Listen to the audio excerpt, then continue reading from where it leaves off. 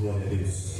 Saúde a todos com a gloriosa paz do Senhor Jesus. Graças a Deus. Vamos ficar de pé e abrirmos a nossa Bíblia. Aleluia. A nossa Bíblia aqui no livro do patriarca Abraão. Gênesis capítulo 49. Gênesis 49, 2 versículos. Gênesis 49, 2 versículos. O 22 e o 27. Primeiro livro aí da Bíblia. Aleluia. Quero falar sobre quatro, será o tema, 4 aprendizado que podemos aprender com José. Gênesis, todos acharam? Amém. Aleluia. Gênesis, versículo 22, diz assim: José é um ramo frutífero. Ramo frutífero junto à fonte, seus ramos correm sobre o muro. Aleluia. Versículo 27.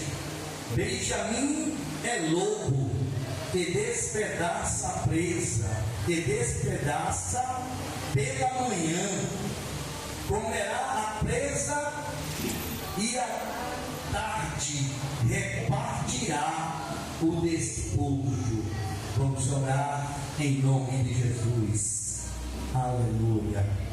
Glória a Deus. Amado e querido Deus, Pai, te louvo e te exalto nesta noite por todas as tuas maravilhas que o Senhor tem feito no meio de nós. Colocamos a nossa vida diante de ti, Pai, para te agradecer e enaltecer. E desde já transfiro para ti honra, glória, louvor, majestade, domínio, poder e toda exaltação, para que assim diminua o Senhor cresça e apareça em nome de Jesus. Amém. Podem sentar, queridos.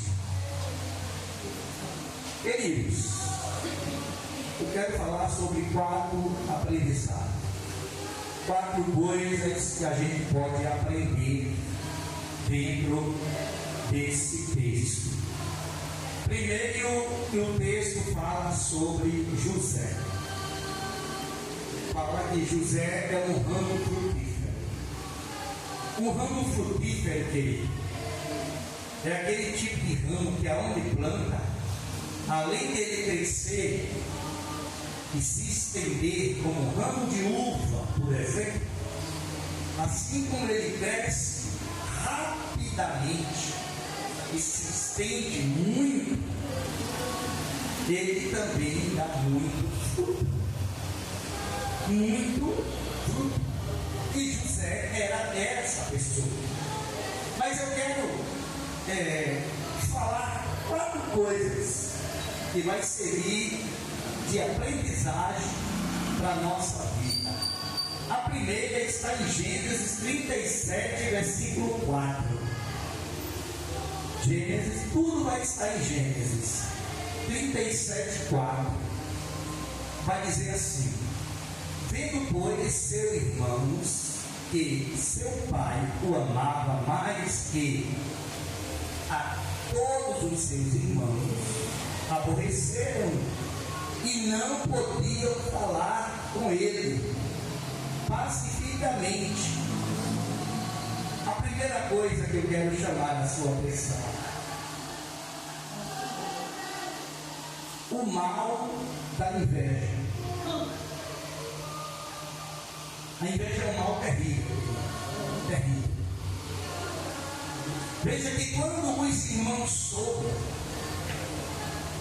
daquilo que José tinha sonhado e tinha contado, a inveja, ela cresceu no coração dos seus irmãos. E a inveja é uma coisa, querido, que não pode existir no coração de um crente. Crente não pode ter inveja, por exemplo, porque o irmão A tem um carro e você não tem. Crente não pode ter inveja porque o irmão A tem um vestido de marca e fulano não tem. O crente não pode ter essa inveja, até porque, queridos, na vida de todo cristão existe um tempo. E Deus, Ele trabalha com cada cristão de uma forma diferente, querido. Certamente que a Bíblia diz: pedir, dá-se usar. É verdade. Mas quando Jesus fala na sua palavra, pedir, dá-se usar, Ele, para me dar, eu tenho que estar dentro da vontade dEle. Porque a bênção de Deus, querido, não vai chegar de qualquer jeito para a minha vida, não. Ela vai chegar para a minha vida primeiro. Eu preciso entender que vai chegar na vontade de Deus. Segundo, o tempo é de Deus. Terceiro, eu tenho que estar na vontade dele também. Glória a Deus. Porque se eu não estiver na vontade de Deus, não tem como todas as bênçãos virão sobre mim e me alcançarão quando eu ouvir a voz de Deus. Então, para ouvir, querido, eu tenho que obedecer, eu tenho que estar fazendo a vontade de Deus, eu tenho que agradar a Deus. Mas se eu não procurar, querido, ouvir a voz de Deus, não tem como a bênção de Deus chegar até mim. É por isso que o primeiro problema na vida de José, o primeiro problema, porque José significa acrescenta. Olha só, acrescenta ele uma. José, olha, deixa eu dizer uma coisa aqui. José foi o 13º filho de Jacó. O 13º filho de Jacó. Quando José nasceu, tudo que Raquel queria era um filho. Como ela era estéril, ela não podia ter filho e chegou a velhice. Quando a velhice chegou na vida de Raquel, ela teve um filho. Foi José. Depois veio Benjamim. E ela teve 2 filhos na sua velhice. E nessa sua velhice, o amor que ela passou a ter com José e Benjamim é uma coisa diferenciada, porque imagina uma mulher querer um filho, chegar à sua velhice e não ter. É uma amargura na sua alma. Mas quando ela sabe que está grávida, explode o seu coração de tanta alegria. Deus se lembrou da verdade dela. Deus verdadeiramente viu que ela estava precisando de um filho para que o seu coração pudesse se alegrar fortemente, até que Deus resolveu abençoar ela. E ela teve José. E José era um filho muito especial. Primeiro que José foi um filho da mulher que Jacó amava. Era um amor muito. Lia, ele não amava, ele gostava de Lia. Mas Raquel era a mulher que ele mais amava. E quando ele soube que Raquel daria um filho a ele ficou profundamente feliz com essa alegria que Deus estava concedendo a ela e a ele em sua velhice. Isso quer dizer que a vinda de José tinha um propósito. Isso quer dizer que Deus, querido, Ele não faz nada sem que haja um propósito. É isso que a gente vai falar justamente no final. O propósito de Deus, quando Ele decide agir em alguma área da sua vida, que aos seus olhos é impossível. Tem um propósito. Mas os seus irmãos invejavam porque os seus irmãos nunca tiveram sonho, nunca tiveram visões, nunca tiveram revelações. E José foi um homem que Deus quis revelar para ele. E quando ele conta o sonho, aquilo mexe com os seus irmãos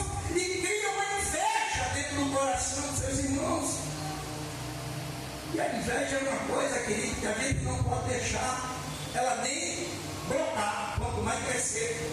Porque se a gente deixar ela brotar, irmãos, a gente vai começar a dizer que Deus faz mais por fulano do que faz por Beltrano. A gente vai começar a indagar Deus, a gente vai começar a querer bater de frente com Deus, e a gente não pode pensar dessa forma, porque primeiro que Deus é soberano. O que é ser uma pessoa soberana? Ele faz com quem quer, a hora que quer, na hora que quiser, e tudo está feito. Ele é soberano. Entendeu agora? Na hora que ele decidir abençoar a sua vida, ele vai abençoar no final. Não tem marido, não tem filho, não tem ninguém que consiga impedir. Quando Deus decidir abençoar a sua vida em alguma área, pela sua soberania. Mas, por incrível que pareça, queridos, precisamos entender que a bênção de Deus, ela não traz dores, ela traz alegria. Entendeu agora? A bênção de Deus traz alegria, não traz dor. E aquilo que traz dor não pode ter sido de Deus, porque tudo que vem de Deus vem com alegria. Segunda coisa, a importância da honestidade. Gênesis 39. Isto eu diria a você que é o segundo ponto importante na vida de José. É a honestidade, queridos. 39, Gênesis 39, versículo 21 a 23. Gênesis 39, do 21 ao 23, diz assim, queridos: o Senhor, porém, estava com José, e estendeu sobre ele sua benignidade, lhe deu, e deu-lhe graça aos olhos do carcereiro Mó. E o carcereiro Mó entregou na mão de José todos os presos que estavam na casa do cárcere. E ele fazia tudo o que se fazia ali. E o carcereiro Mó não teve cuidado de nenhuma das coisas que estavam na mão dele, porquanto o Senhor estava com ele, e tudo que ele fazia, o Senhor prosperava. Essa é a segunda coisa, querido. Olha,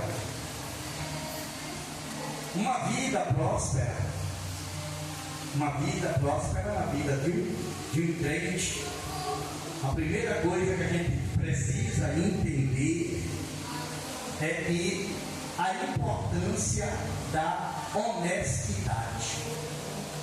Honestidade é uma coisa muito séria. Você vai comprar um negócio, um exemplo, você vai comprar algo, e aquilo que você vai comprar, alguém dá o troco a mais. Aí você, em vez de devolver, você guarda. Isso é desonestidade. Porque aquela pessoa que errou o troco, tá certo? E deu a você a mais, você tem consciência que aquele valor não lhe pertence. Você deve devolver. Quando você não age dessa forma, você diante de Deus está em pecado. Você está em pecado, querido. Desonestidade, querido, com outras e outras coisas. Desonestidade. Tem pessoas que colocam macaco na energia, outros colocam jacaré na água. Isso se chama desonestidade, querido. Isso não pode agradar a Deus. Deus não se agrada dessas coisas. Quando a gente é desonesto com o nosso próximo, não importa quem ele seja, crente ou não, a nossa desonestidade com o nosso próximo, sem importar quem ele é, a gente está pecando contra Deus. Porque a gente está nesse mundo para ser diferente do igual. Porque para eu ser igual às pessoas que vivem de forma desonesta no mundo, eu estou fazendo o que dentro da igreja? E eu estou fazendo dentro da igreja se eu estou sendo desonesto com pessoas. E eu não posso ser desonesto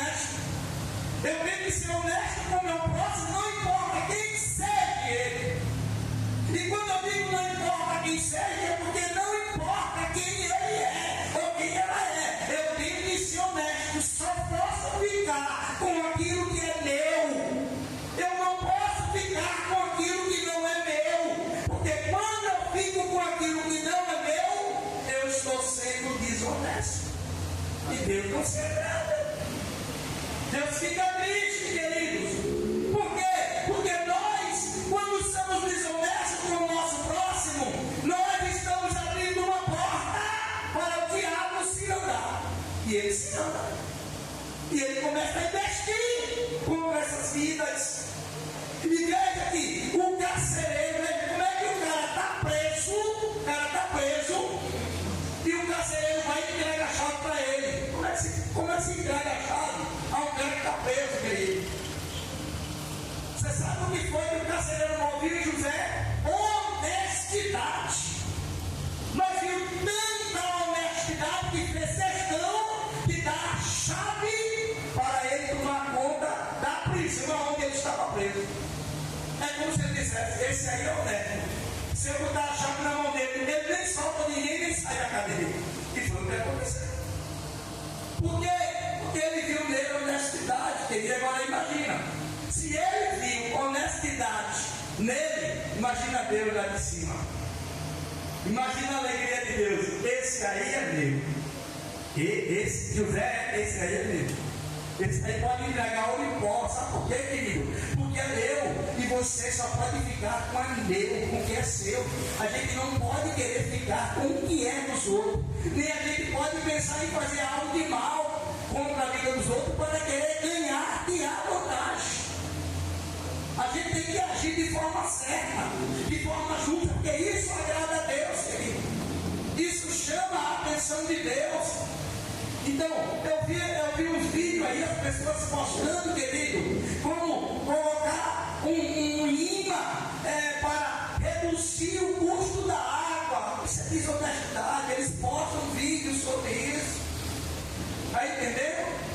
Um certo dia eu estava em aldeia e o camarada da selva parou e disse assim: Cláudio, tu não queres colocar uma peçazinha lá que diminui 70% da energia? Aí eu disse: não, querido, besteira, não quero não, meu querido, quero não.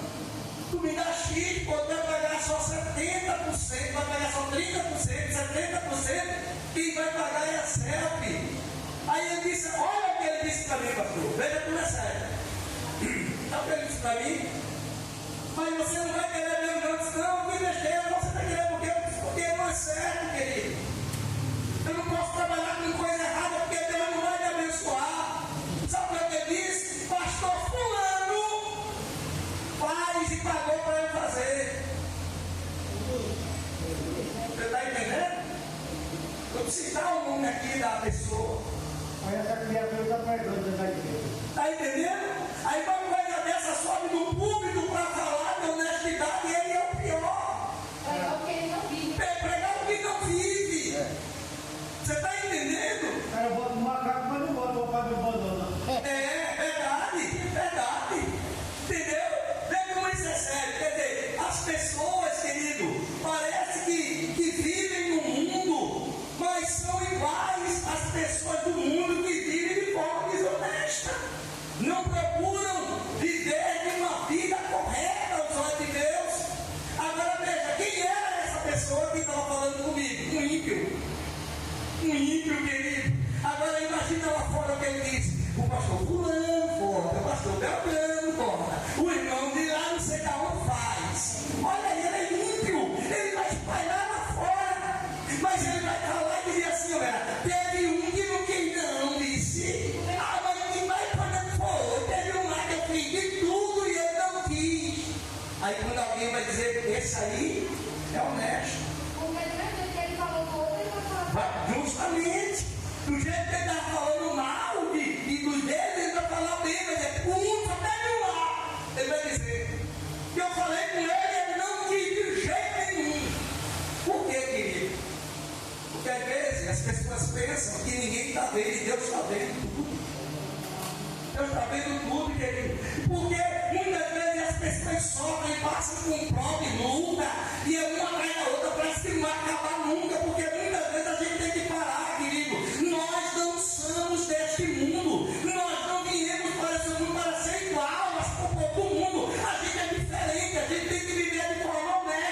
Glória a Deus.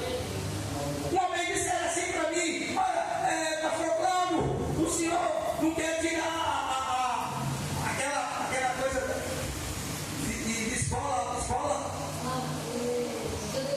A ficha 18, eu pago, é dando sua idade. Não, querido, como é que eu vou comprar uma coisa que eu não estudei, querido?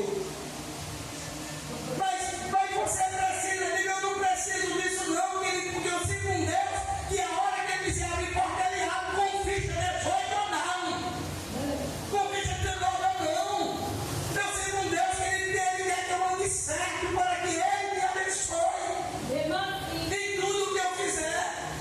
Aí, será que, olha, dá um jeitinho de fazer isso aqui para receber o Bolsa Família? Como é que ele faz? Eu tenho que fazer isso aqui para receber? Isso é mentira, porque eu não sou isso, não tenho isso, nem vivo disso. Quando eu fui fazer, ele disse lá as coisas certinhas. Sabe o que ele disse? Você não passou. Faça assim que você passa, eu vou falar o que está errado. Eu estou agindo de forma desonesta, querido. Se eu tiver que ganhar, se eu tiver que receber, vai ser de forma honesta. Porque eu não posso agir de forma desonesta. Eu não tenho que pregar uma coisa que viveu lá fora. Eu tenho que viver lá fora, eu tenho que pregar aqui, o que eu prego aqui, eu tenho que viver lá fora.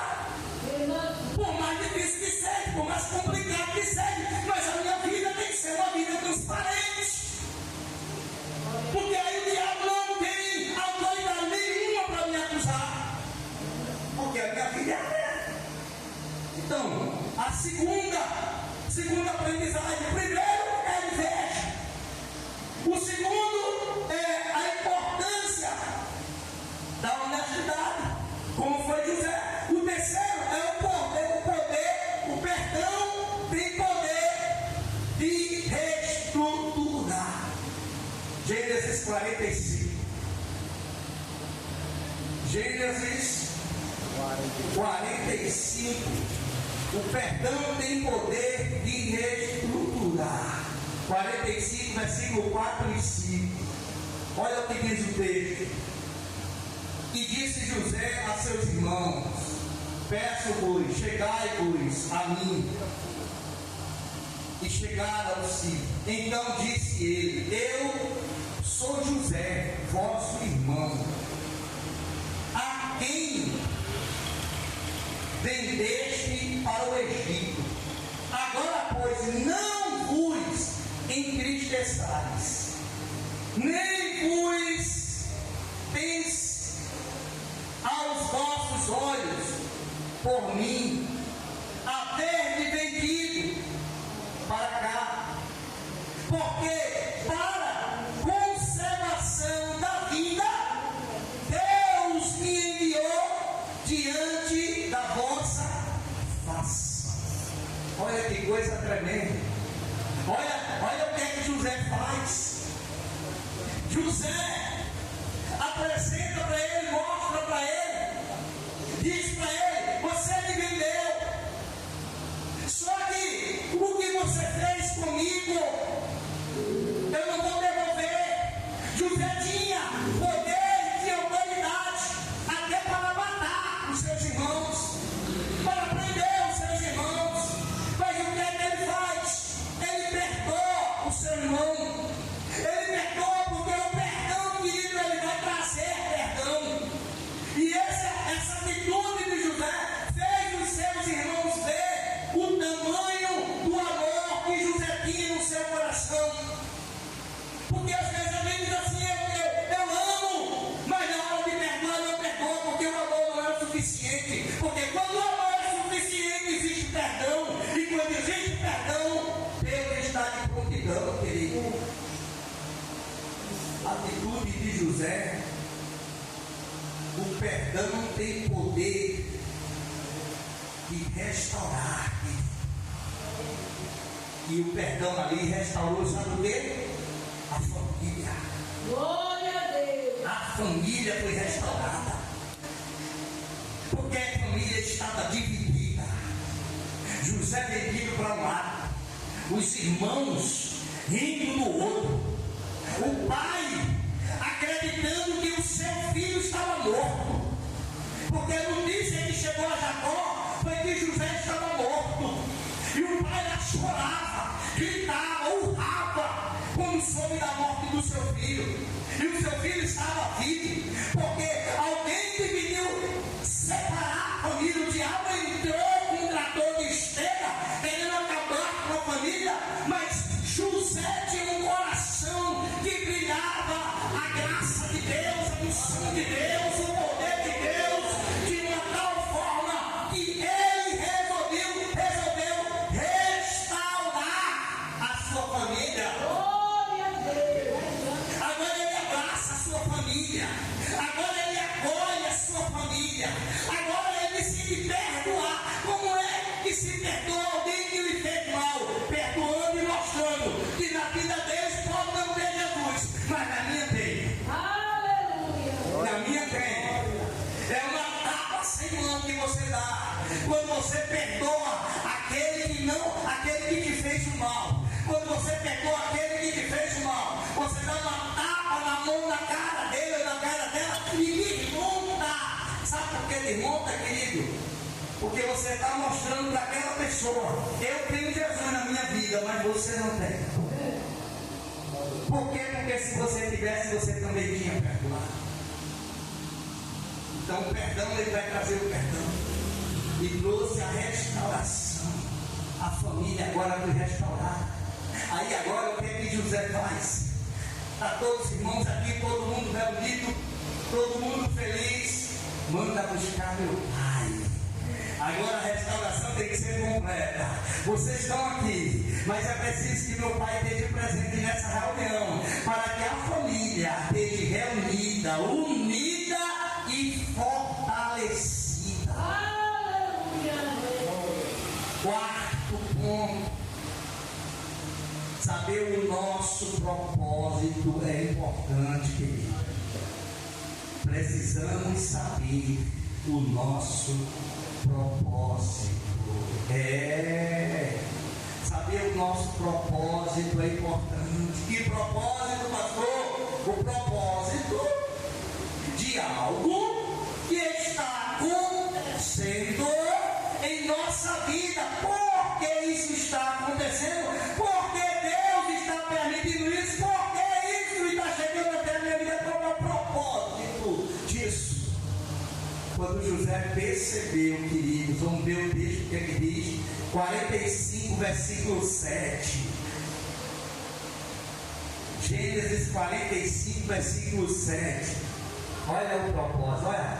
Pelo que Deus me enviou diante da vossa face para conservar vossa sucessão na terra e para guardar-vos em vida por um grande livramento.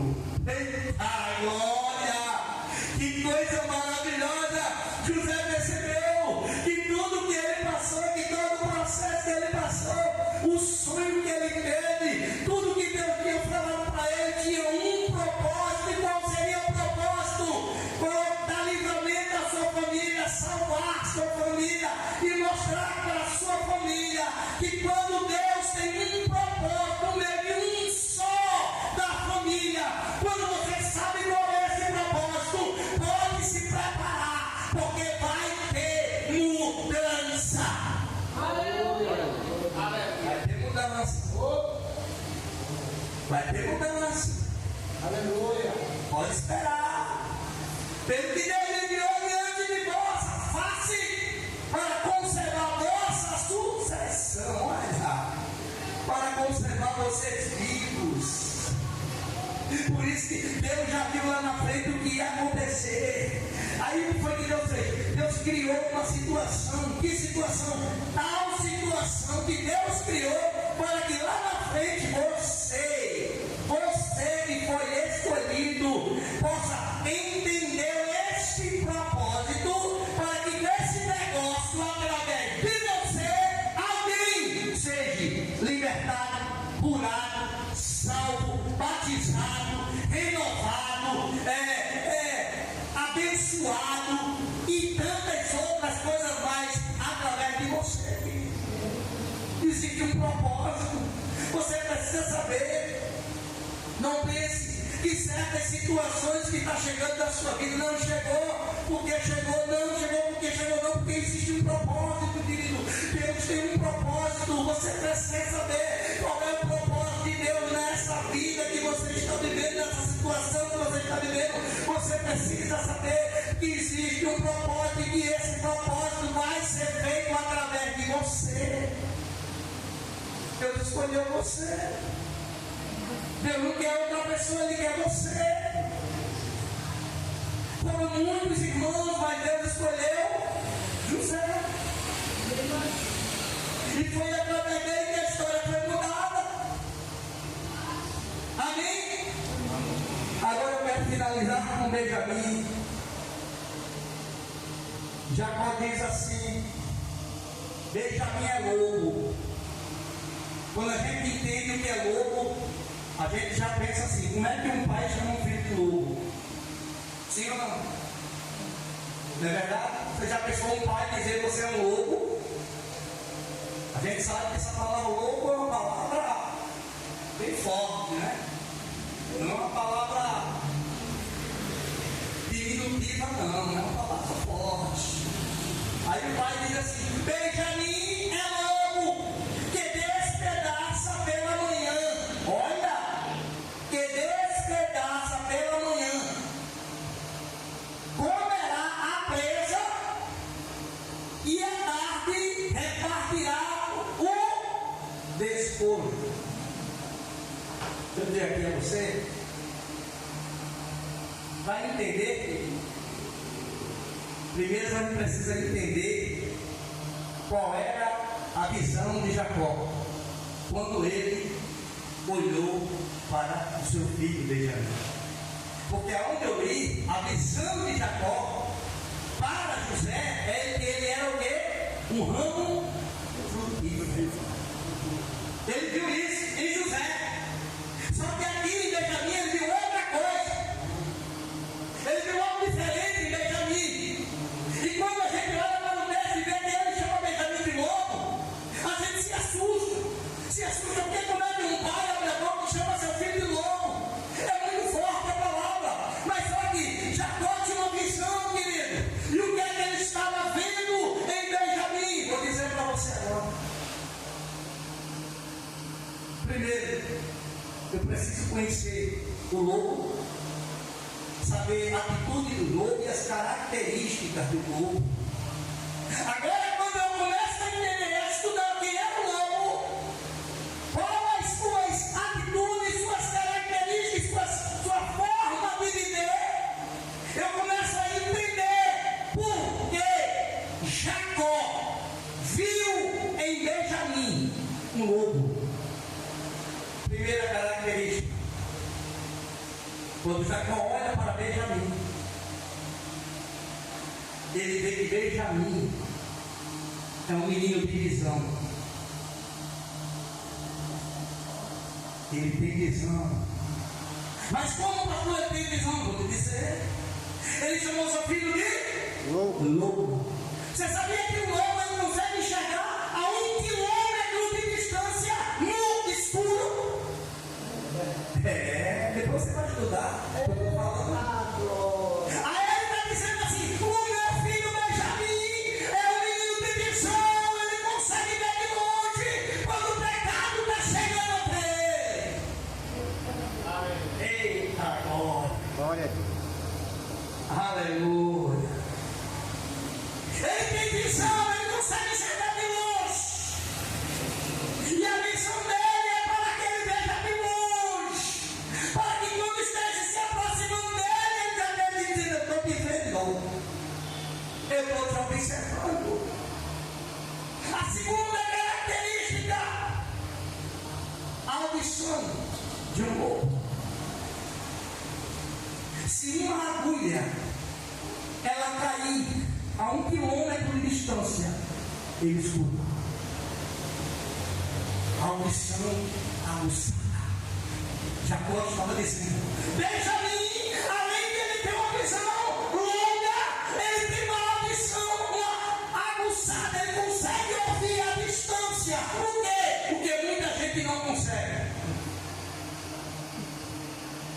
ele escuta a distância.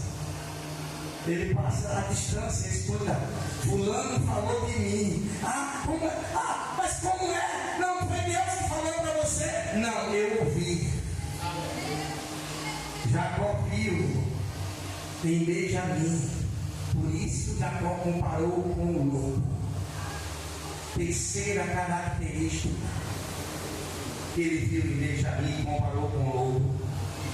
O lobo tem 4 dedos. Só que o 5º é especial. Na época do inverno, ele tem dificuldade para escalar.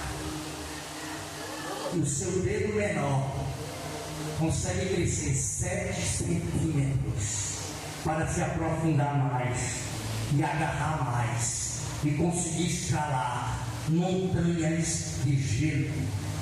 Isso quer dizer, ele não fica de forma alguma embaixo, ele consegue subir. Ele consegue. Jacó viu que Benjamim era um jovem que conseguia escalar aonde muitos não conseguiam. E quando se não consegue escalar aquilo que é necessário escalar e fica embaixo, há um perigo. Há um perigo porque se torna presa fácil. Presa fácil. Quarta característica. O lobo, ele consegue atingir só uma rampa 70 quilômetros por hora.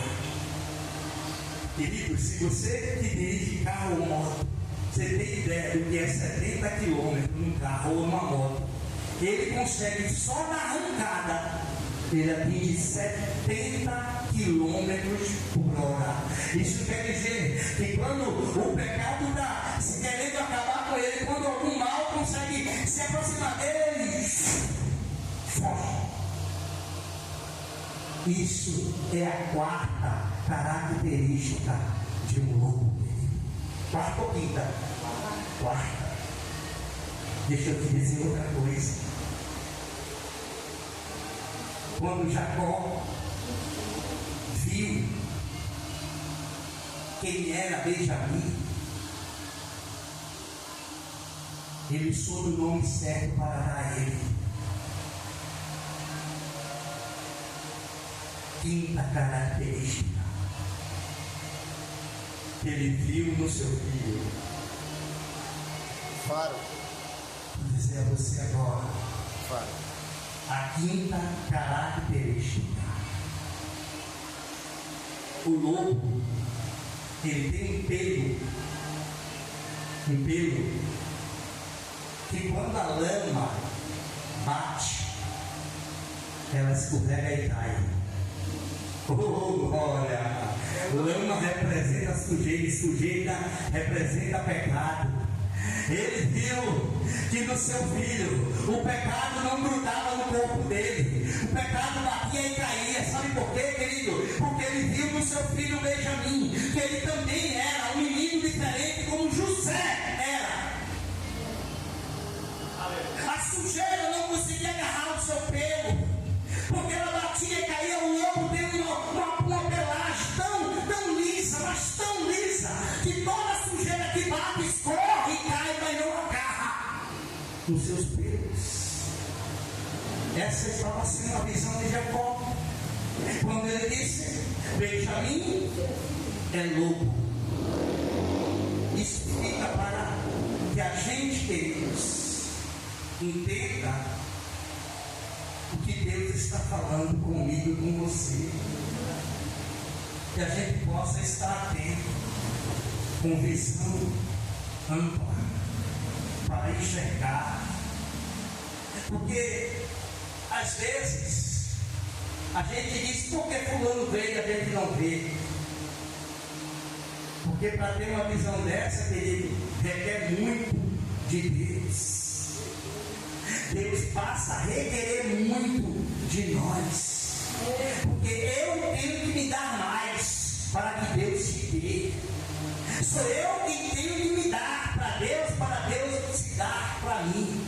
Quanto mais eu vivo para Deus, quanto mais eu me consagro, eu oro, eu busco, eu procuro conhecimento da palavra, mas Deus vai ter o prazer, querido, de se manifestar na minha vida, de me dar uma visão mais distante, para que eu enxergue onde o mal está, onde a podridão está, o pecado está, para que quando eu enxergo de longe, querido, eu vou pensar duas vezes antes de chegar.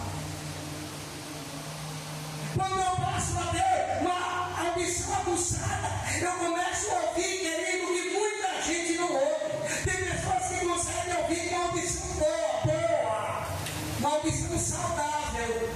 Existe um limite para escutar, mas não é uma audição aguçada como essa, principalmente se for comparado ao lobo. É 1 quilômetro de distância, você escuta como se alguém estivesse conversando do seu lado. E sabe quem dá essa visão, essa audição? Jesus. Ele faz você ouvir a distância. Mas para que eu possa ouvir a distância, eu preciso estar no centro da vontade dele, buscando a ele. Porque era assim a visão, foi assim a visão de José, quando viu o seu filho. A visão de Jacó, quando viu o seu filho José, foi essa visão. Quem é José? O ramo frutífero. Ele viu isso em José. Mas pastor, como é que ele viu? Se José estava na casa de Potifar, estava trabalhando na casa de Faraó, e ele estava achando que José estava morto, mas só que depois que eles voltaram, se uniram, a conversa teve muito, mas muito para se conversar. Por que, pastor? Porque eu estou falando do capítulo 49. Agora Benjamim e José já são crescidos, bem crescidos, crescido o suficiente para José, para Jacó, que era o homem de visão, viu quem eram seus 2 filhos que ele mais amava. Você sabe por quê? Jacó tinha tanto amor pelos seus 2 filhos. Jacó teve muitos filhos com Lia, teve muitos filhos com a concubina de Lia e a concubina de Raquel. Teve filhos,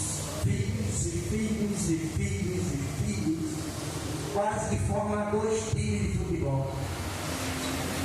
Só que com Raquel foi diferente. Quando Raquel engravidou, o sorriso de Jacó mordia a orelha. De tanta alegria. Aí para completar, depois que vem José, Raquel vai tão grávida de novo. Não é Natan. Qual vai ser o nome dele? Benjamim, filho da felicidade.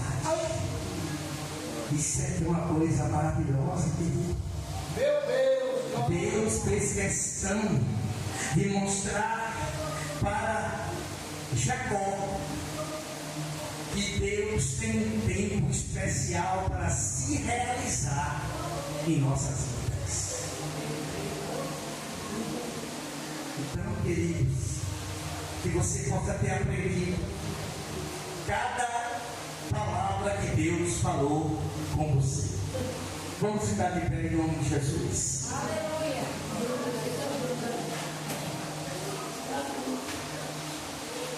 Pastor Zacarias, o presbítero faz a oração e o pastor Zacarias dá a bênção apostólica. Amém?